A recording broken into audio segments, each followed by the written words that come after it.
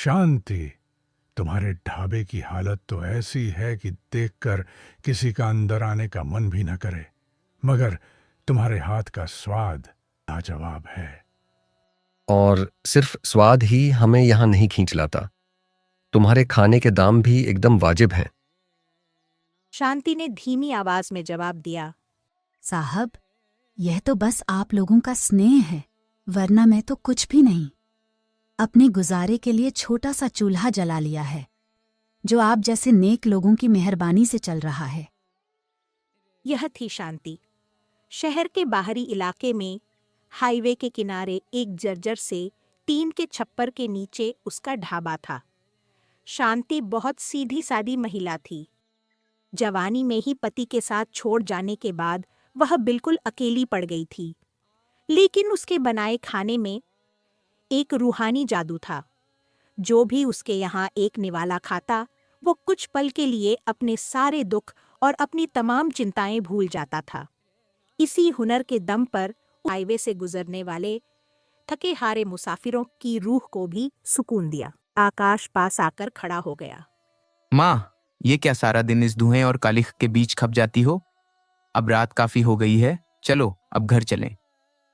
अरे बेटा, यही तो हमारी असली रोटी है। इससे मुंह मोड़कर कहाँ जाएंगे? बस थोड़ा सा कल का इंतजाम कर लूं, फिर चलती हूँ। नहीं माँ, बस बहुत हुआ, अब आप यहाँ से चलो। आकाश ने जिद की, फिर धीमी आवाज में बोला, बस एक बार मेरी कहीं अच्छी नौकरी लग जाए। कहते कहते आकाश का गला भराया और उसकी आंखों में आंसू छलक गए। उसे इस बात का गहरा एहसास था कि उसकी माँ ने कितनी रातों की नींद और अपनी जवानी इस जर्जर ढाबे में गला दी तथा वो पढ़ लिख सके। मगर किस्मत का खेल देखिए, इतनी मेहनत के बावजूद जाने क्यों उसकी नौकरी की बात बन ही नहीं पा रही थी। अरे पगले, चिंता क्यों करता है?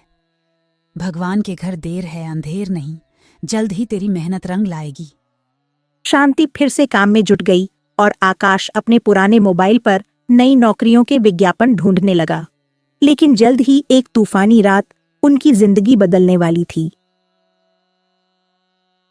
दिन बीतते गए और शांति अपनी पूरी ईमानदारी से ढाबा चलाती रही।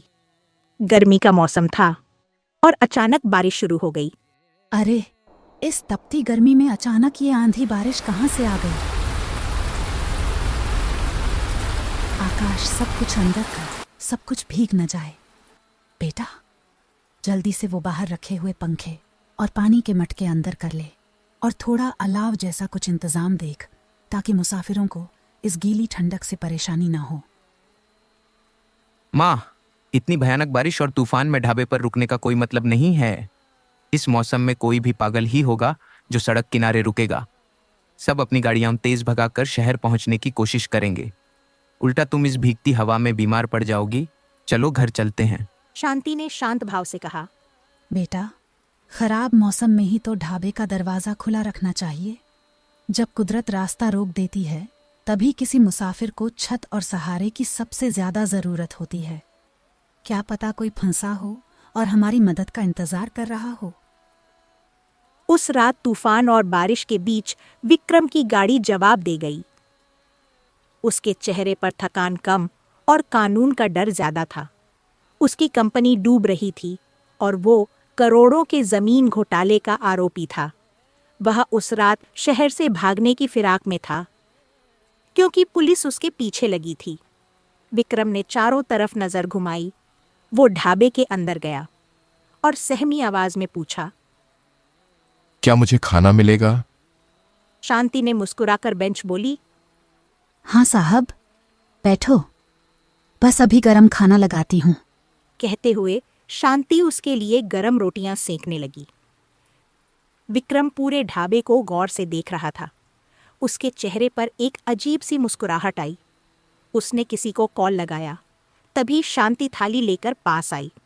उसे देखते ही विक्रम ने हड़बड़ाहट में फोन काट दिया। शांति ने पूछा, क्या हुआ साहब, नेटवर्क नहीं मिल रहा क्या? यहाँ अक्सर सिग्नल नहीं आते। विक्रम ने थाली की तरफ देखा और पूछा, ये ढाबा तुम्हारा है? मतलब ये जिस जमीन पर बना है वो तुम्हारी है? शांति ने गर्व से जवाब दिया। हाँ साहब, पुरखों की जमीन का एक छोटा सा टुकड़ा बचा था, रोजी रोटी के लिए यही ढाबा बना लिया।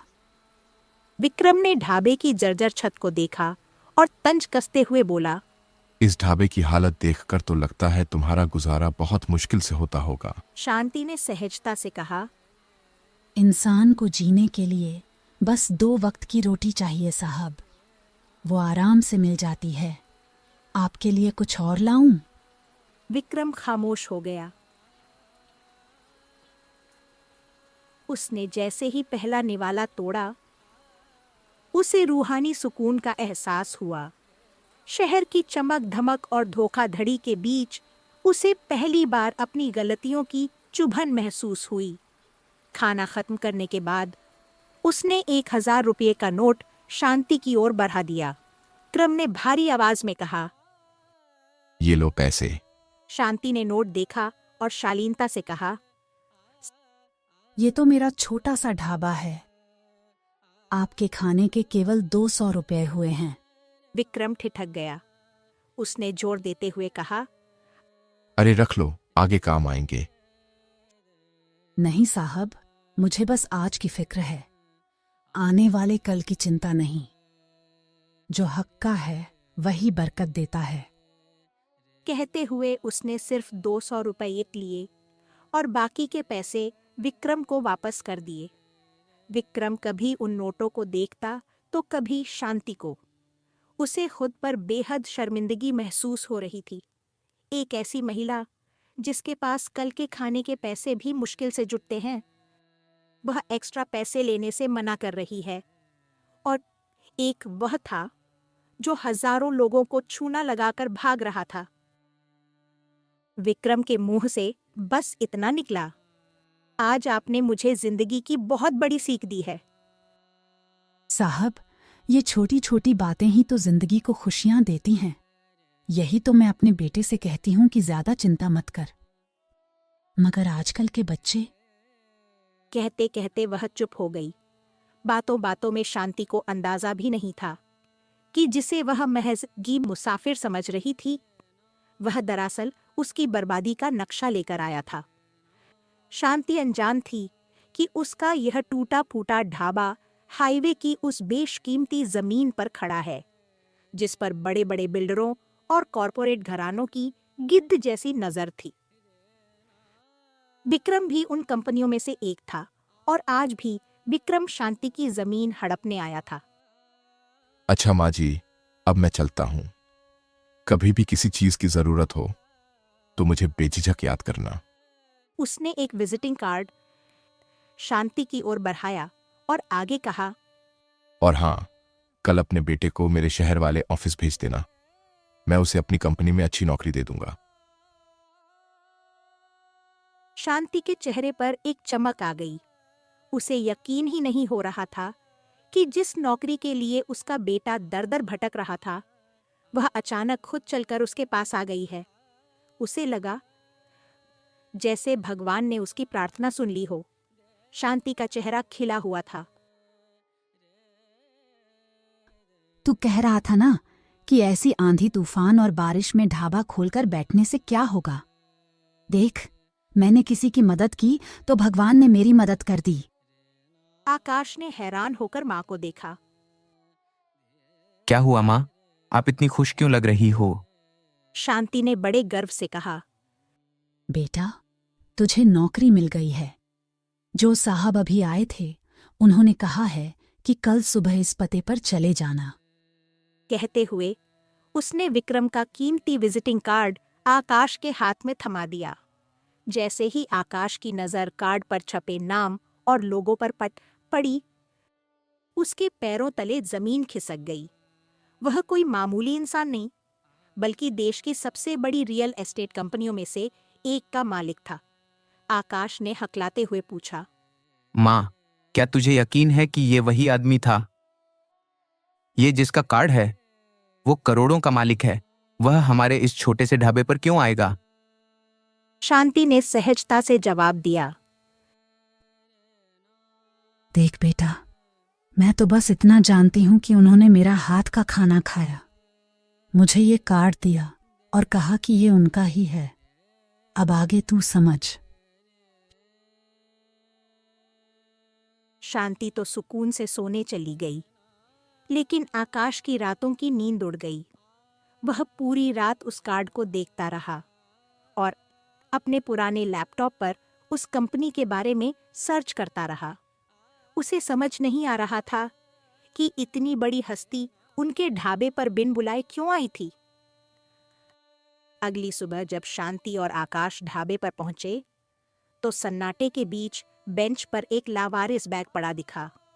विक्रम अपनी घबराहट और जल्दबाजी में अपना कीमती लैपटॉप बैग वहीं भूल गया था। आकाश ने जैसे ही बैग खोला, उसके अंदर सिर्फ एक मशीन नहीं, बल्कि विक्रम के गुनाहों का पूरा काला चिट्ठा था। उस लैपटॉप में जमीन के वो गोपनीय दस्तावेज थे जो किसी की भी किस्मत पलट सकते थे। आकाश ने उत्सुकतावश लैपटॉप चालू किया और जो स्क्रीन पर दिखा उसे देखकर उसके पैरों तले जमीन खिसक गई। उसने देखा कि कैसे विक्रम की कंपनी ने उनकी उसी हाईवे वाली जमीन को हड़पने के लिए फर्जी कागजात और कानूनी जाल बुना था। इतना ही नहीं, उसमें शहर के कई बड़े घोटालों के ऐसे सबूत थे जो विक्रम को उम्र कैद दिला सकते थे। एक गरीब ढाबे वाली का आईटी एक्सपर्ट बेटा अब एक बहुत बड़े कॉरपोरेट स्कैम के कच्चे चिट्ठे का मालिक बन चुका था। आकाश के दिमाग में तूफान चल रहा था। उसके पास अब दो ही रास्ते थे, या तो मैं इन सबूतों के बदले अपनी जमीन का चुपचाप उसे या तो मैं इन सबूतों के बदले अपनी जमीन का सौदा कर लूं, चुपचाप उसे बेचकर रातों रात अमीर बन जाऊं और उनकी कंपनी में ऐश की नौकरी करूं,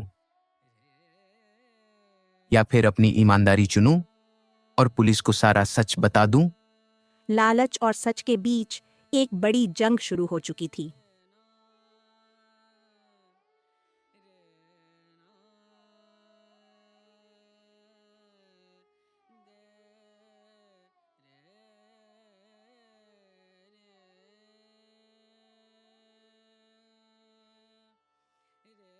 आकाश ने उलझन में अपनी मां शांति से मशवरा किया कि अब उन्हें क्या करना चाहिए। शांति खामोश थी।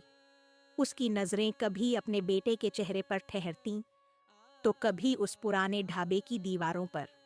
आकाश ने धीरे से कहा, माँ, इस कंप्यूटर में वो सच है जो हमें रातों रात लखपति बना सकता है। हम अपनी गरीबी हमेशा के लिए खत्म कर सकते हैं। शांति ने उसकी आंखों में झांका और बहुत धीमे लेकिन पक्के स्वर में कहा, बेटा, ये जमीन हमारे पुरखों का पसीना है, कोई सौदा नहीं।